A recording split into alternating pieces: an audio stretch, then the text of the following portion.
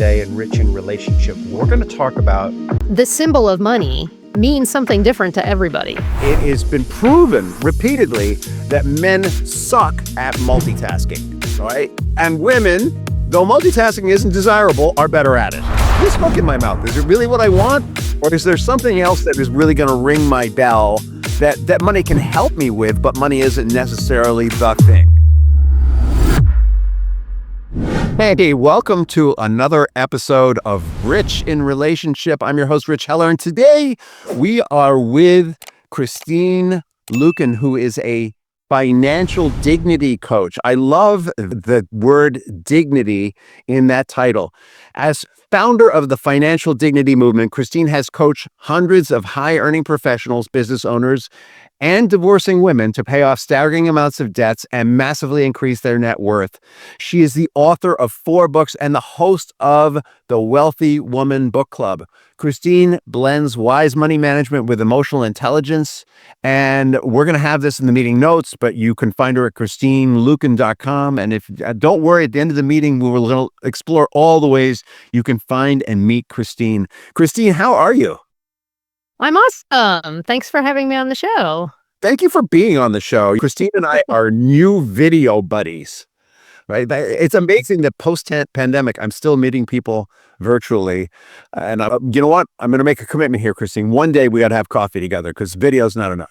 All right, so let's get started. Christine and I Christine is with a lot of folks on money and money challenges. And in the work that I do with couples, find the statistics are that 76% of all marriages have money fights. And we know that 50% of all marriages fail. So you got to know that a big percentage of those failed marriages start with those money fights. And somehow we don't know what that is, whether it's half of that 76% or all of them. But we know that money fights are big. And so whether you want to stay together or whether you're coming apart, you got to figure the money thing out. If you're getting divorced, right, all the financials are exposed. And, I know actually a lot of professionals like Christine who specialize in helping women to get up to speed on financials if they're not. It's a super important part of the divorce process, but I think it's a super important part of staying together also. So that's what we're going to 100% today. Yes. Yes, it is. It's a huge thing that I see with my clients that I work with couples who are not on the edge of divorce. Most of the couples I work with, they really love each other, but money is the one place where they cannot seem to get on the same page for a variety of reasons. And, money is very emotional. In fact, I have a whole entire podcast and a book called Money is Emotional, because I believe that for many, many years, finance was in this little silo where there's, we just talk about the money. We don't talk about anything else, right? We act like money happens in a vacuum, and it doesn't. Like, money touches all the aspects of our lives, our relationships, our emotions, the way we think. And historically, most of the time, the way we've been is just about the math. And it is so much more than that. Yeah, I feel like there's a lot of aspects to this. So let's hit on that first. There are a lot of aspects on this, to this, right? There's what is money really, and what do we attach to it, and what we attach to it based on can be so much. It can be it's a symbol basically, right? Today's money, today's currency isn't actually attached to anything. It's the perceived value of the country that makes it. Is what the value of the money is based on. And so since it's a symbol, so much can be put on it. And also, there is the way that couples used to handle money, let's say 100 years ago, and the way that couples handle money today, and the knowledge base around how to handle it, handling money today versus money for the future. I'd like to kind of touch on all of this. So let's start with the symbolic value. What's some of the things when you get together with couples, you're saying money is so much more than just a number. What are some of the things that you're finding that couples are projecting onto money as a symbol? Yeah. financial success is important in the American society, right? It's like kind of one of the values that people are judged by, and much more so in this age of social media, right? Back in the day, so I'm solid Gen Xer, I'm over 50. Back in the day, the only way that we knew about what was going on with rich people was watching Robin Leach and the lifestyles of the rich and famous, right? And of course, it was always like so out of touch. That would be cool, but that can never be me. Now that we have been flooded with social media, we see and judge ourselves by our neighbors' prosperity, but by the whole entire internet, right? And so there is this pressure not just to keep up with your next door neighbors, but to keep up with everybody that you're connected with. And so I do see that there's a lot of pressure to succeed. And most of the clients that I work with, they are making six figures, multiple six figures. But it's interesting. What they're noticing is that more money doesn't necessarily bring more happiness or more peace of mind. And part of that is because they're busy and they don't have a system that works for them to keep their money organized and to be proactively. And they've been able to get away with that, right? Because they're not living necessarily paycheck to paycheck. So, all the bills are paid, right? But it still feels like there's never enough. And that's because they've never really sat down, especially with their spouse or partner, to say, what does happiness look like for us? What is the life that we always wanted? And let's design our life and design our money in such a way that it supports what's really important to us.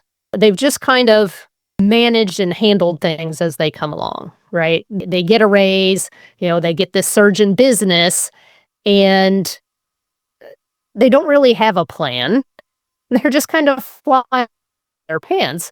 And then they get to this point, inevitably, where they say, how can I possibly be making this much money and not feel like it's enough, or not feel like I'm enough, or not feel like I'm even really happy with this life that I'm living?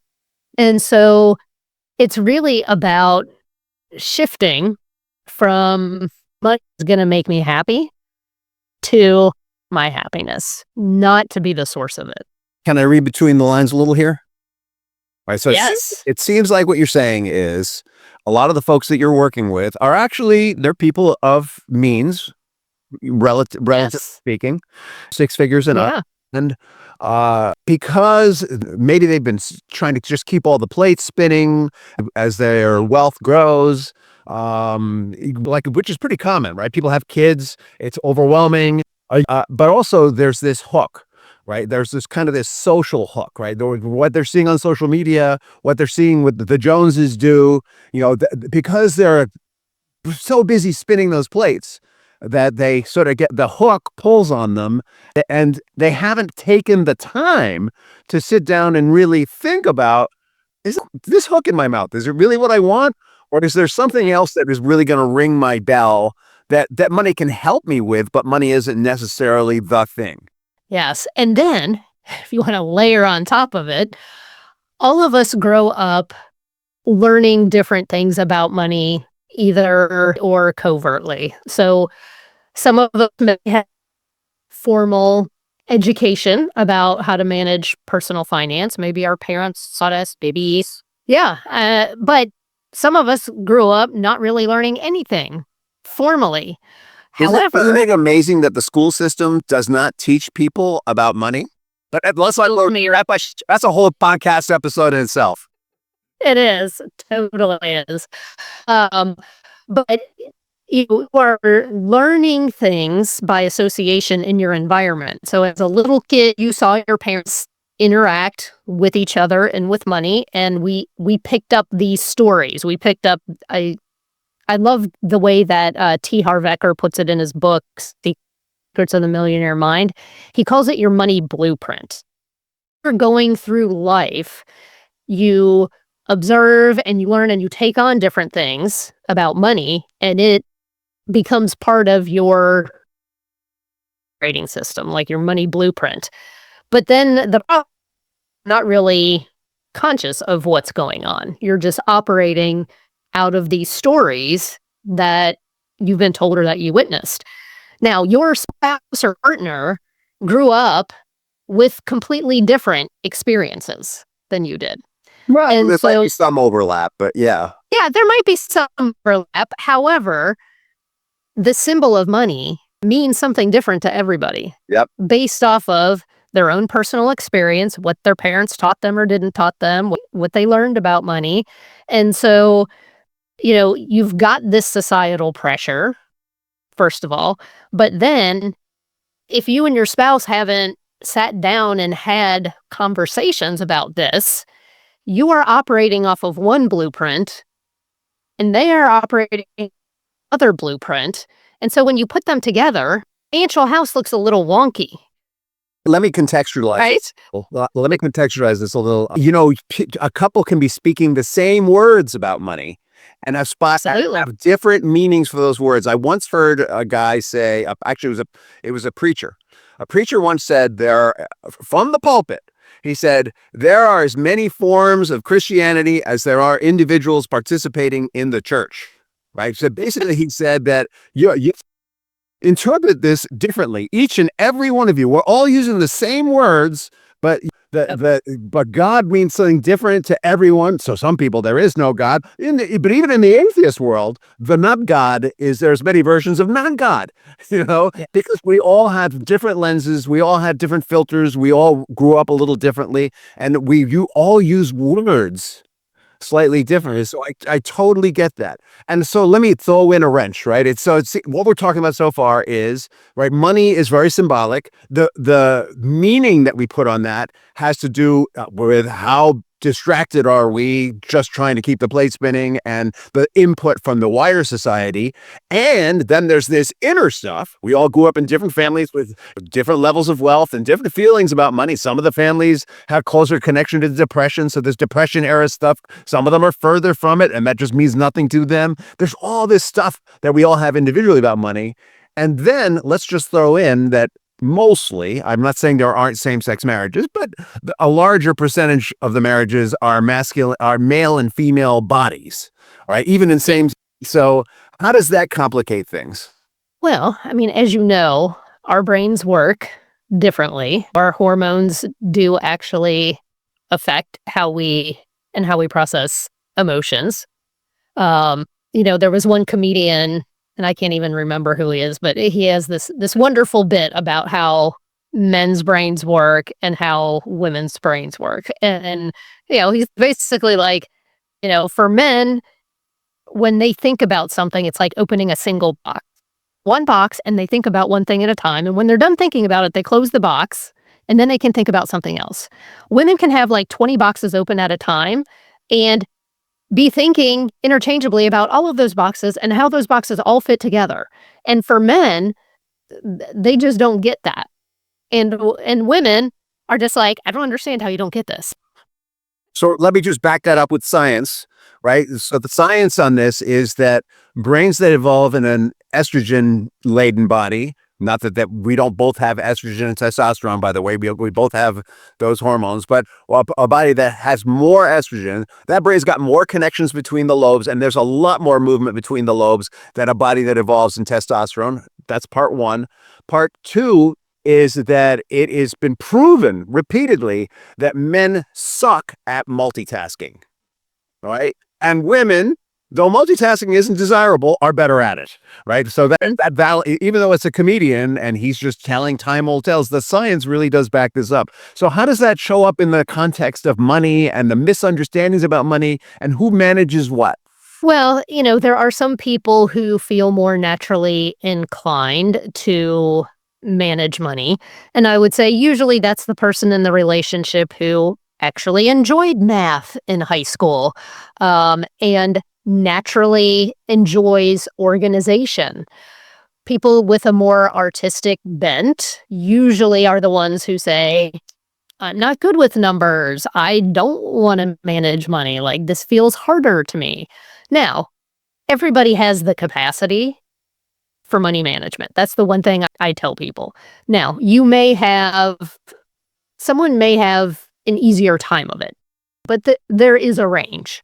So we can all learn about this. So no one is born knowing how to manage money. And there are tools out there that help us to manage money better. So a lot of times it's kind of up to chance as to what to do with money management. I am seeing more with younger couples that many of them are managing money separately, or at least part of their money separately. They don't So- commingle money at all. Yeah, so it's Like interesting because one person will pay some bills, another person will pay other bills. A lot of couples today don't even have joint accounts, which I'm not sure from an emotional point of view is healthy, by the way. yeah, And it's yeah, also a very statistic that shows that that this younger group, they dissolve their marriages faster. By the way, Yeah. I think there's a correlation between those two things. Yeah, my parents' generation, it was like unthinkable that you would have separate money. I see a lot of people who are in, like 30s, 40s, 50s, who they have some combination. There's some money that they keep separate for their spending money. Their household money is, in a joint account. But there's a lot of different combinations of that. And it's very interesting because it is very individualized. I think traditionally it was more the men handled the money because, it wasn't until like, I want to say the 1970s that women could even get a credit card by themselves. There's also a history of women managing the day-to-day money, right? Yeah. A story I've heard a lot is my dad would bring home the money, and my grandfather, actually, it's like not my dad, like just even I'm not the youngest guy. So in my generation there were stories of my grandfather would bring home the money and give it to my grandma. And she would put it in different socks. In fact, the whole profit first model, which you're probably familiar of, with another whole other podcast there, is based on the putting money in different socks concept. But my grandma would put money away for dinner, or for meals, for rent, for all the different expenses, and then she would give my grandpa some money to go out and drink, or do whatever. So like I've seen this show up both ways, right? And it's interesting because the grandma sock thing really honors the multiple boxes open at once, right? But the men managing the money thing, the only story I've heard about that tends to be about future investment. And future investment is very goal oriented and linear, so that makes sense to me. Also, it sort of honors that testosterone brain. But the thing is, it doesn't. I want to be really clear. It does not mean that men cannot think about day-to-day expenses, and it certainly does not mean that women cannot be linear. If anything, with thousands of years of male-dominated society, women have had to step up and master that masculine side of themselves in order to be competitive. So the question really becomes, what's missing for men now that the reality of equality is becoming present, and the reality that when it comes to tasks, right, we can all I can change diapers, I can wash dishes, my wife can be the primary wage earner, et cetera, et cetera. Since that reality is emerging now, how would we best utilize the natural strengths of a testosterone brain and an estrogen brain in a financial setting? If you were going to write a prescription to a couple, what would it be? Yeah. I mean, wait, let me just, thing, wait, though, I don't want to push away your point, though, right? A guy may be very linear, but also super creative, right? Like, just not having those connections doesn't mean that they're not creative. It means that we tend to hang out on one side and have trouble going to the other, whereas women are moving back and forth from them both. So it might be you have a guy who's linear but creative, and a gal who's more multiple boxes, but numbers oriented. Mhm. Right? So, but like that piece of information complicates it. But so, what would you? What typically emerges when you work with people is probably the best answer to this question. Yeah. Well, I think there's several pieces to this. I think that both people in the relationship need to know what's going on with their finances. And I think one of the best and easiest ways this is with a personal finance app them have access to. And the beauty of doing this is that all of the accounts can be linked, whether or not they're joint accounts or so it allows for both people to see the entire financial picture, even if legally or logistically there are certain pieces that each of them are handling. Oh, I love that. And It is also it some of that marital. There are couples who have come into a relationship with different levels of wealth, and they may not want to commingle the wealth because they've got a prenup or whatever. So having transparency without actually crossing those boundaries, that's genius. yeah, I like to say separate money is secret money. I believe that marriage that there should be no secrets. Now, there can be money that is separate for a whole variety of reasons. Um, but being able for both people to be able to see what's going on, I think is very important because when you at why do people break up over money? It's usually because of trust issues. Right? There's something that comes up where there's disagreements about the priorities and they don't trust the other person to have their best interest at heart. So by having this transparency, that helps tremendously. So first of all, I bring in the education. So part of my client's homework in between our sessions is to read Money is Emotional, which talks about the actual tactical, practical things, but it also, alongside of it, talks about the different emotions that come up. So, what are the different emotions that come up while you're learning to budget, or the different emotions that come up when you're learning to save, etc. Um, and there are very concrete differences. So, most women have a greater need for financial safety than men. Men have a greater need for financial accomplishment. And just understanding that difference is very important. So, for men to understand that having a savings account with several months of expenses allows your wife to relax deep down in a place that he doesn't even have is very valuable knowledge, right? Because a lot of times the man will say, well, there's 10 grand sitting here in our savings account and I could put that in the market and make all this money. And the wife, her alarm bells are going off. She's like, no, no, no, this is my safety net. This is my security blanket. I know that I can access this money if I have a flat tire or I have to take our son or daughter to the emergency room, etc. And so just understanding those differences That makes so much sense. opens up conversations. Right now, my wife and I have a struggle, and we've got us. By the way, we've got money put away, and our kids have been through college, right? So that, in fact, they're breeding at this point. So, like, we're not worried. Congratulations. We're not worried about that, and they seem to have money to support their offspring, so we're not worried about that stuff. But a conflict that we have that's money related is I have this vision for the family. I have a vision for the family, right? I'm forward moving. That we need this place where our kids can take their kids on vacation in a big vacation spot that they own.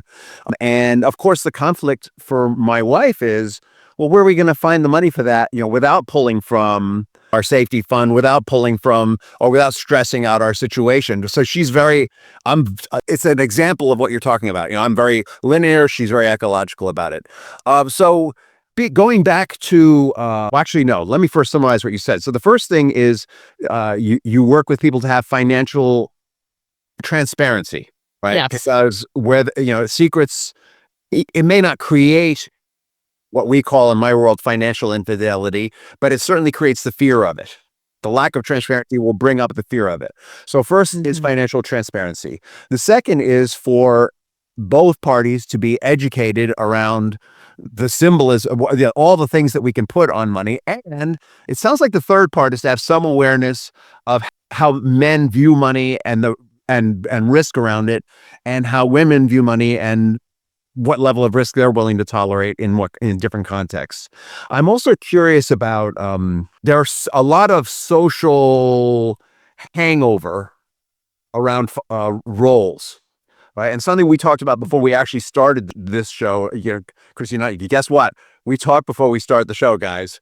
Something Sigrid and I were talking about before we got into the show was this whole experience that we both had where men and women have different levels of education around money.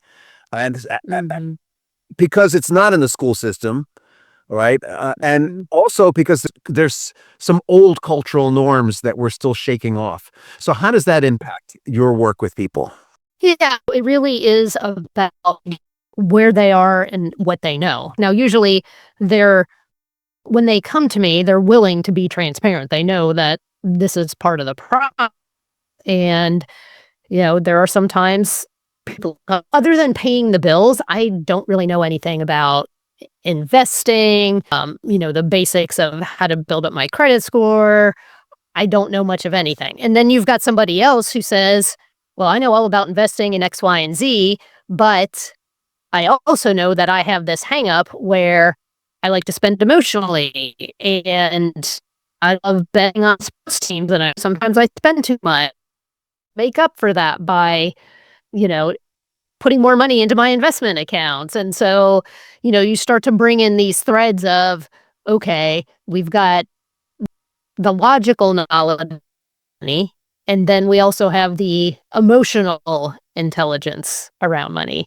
And it's really about seeing where those gaps are and helping them to fill in the gaps. And then to really set for the couple, how do we want to manage this together going forward? So while we're coaching together, we're managing things together. So every time we meet, popping into the personal finance app because I can see it as well. And we're looking at everything. We're adjusting their spending plan. We're talking about their different goals and what they need to accomplish.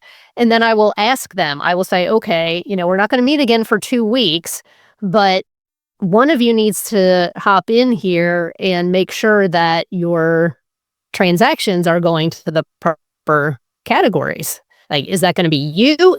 You're going to do it together.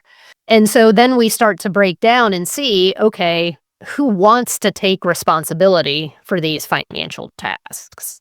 And sometimes it really depends on time schedules, abilities, and that can change over time. It might be that the husband manages the bulk of the day-to-day stuff and they get together once a week and talk about things. But if he takes a job where he's got frequent travel, that may need to shift back to the wife because he's traveling due dates on bills and different things like that. So that's why it's important to view this as an ecosystem.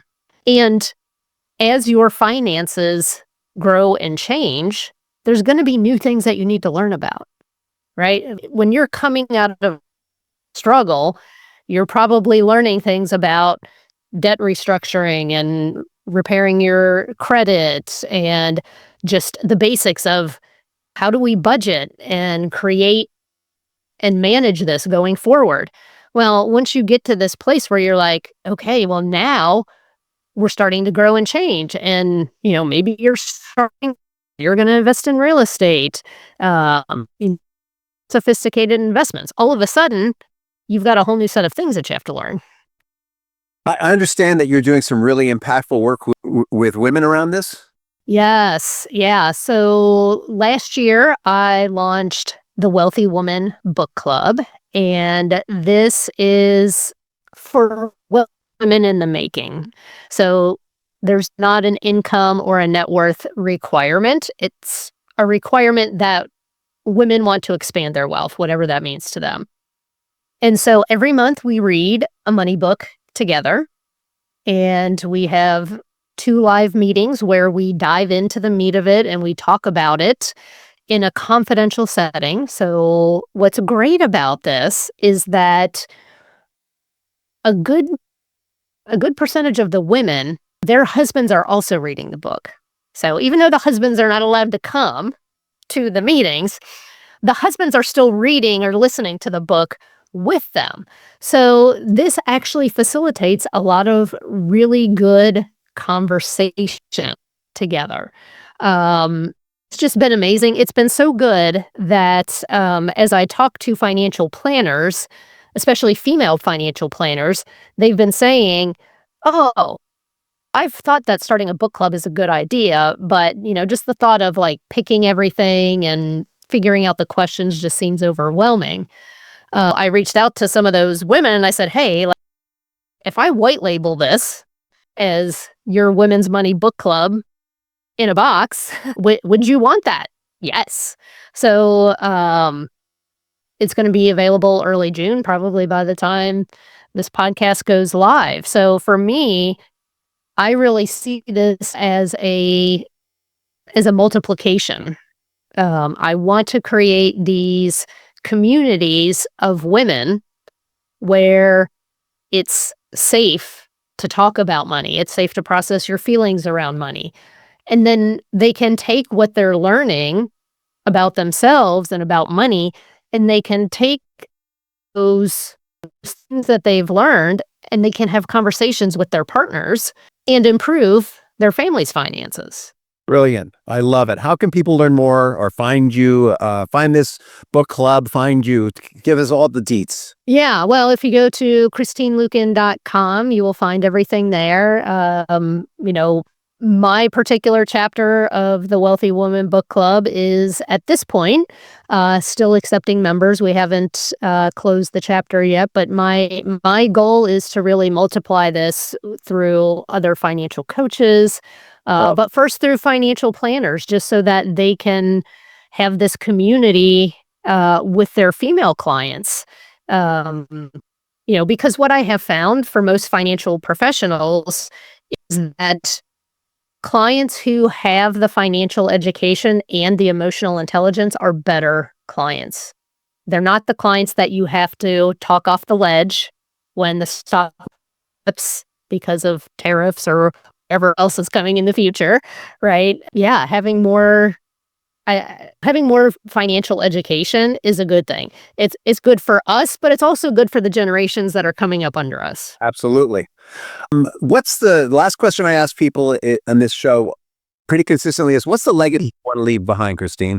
Well, I think, a part of the legacy, my goal is for people to feel positive and peaceful about money. And in order for that, there has to be financial literacy and there has to be emotional intelligence around money. And so there's several different things that I do that are bringing that forward, in addition to partnering with some different charities that are devoted to educating people who usually don't get education about money.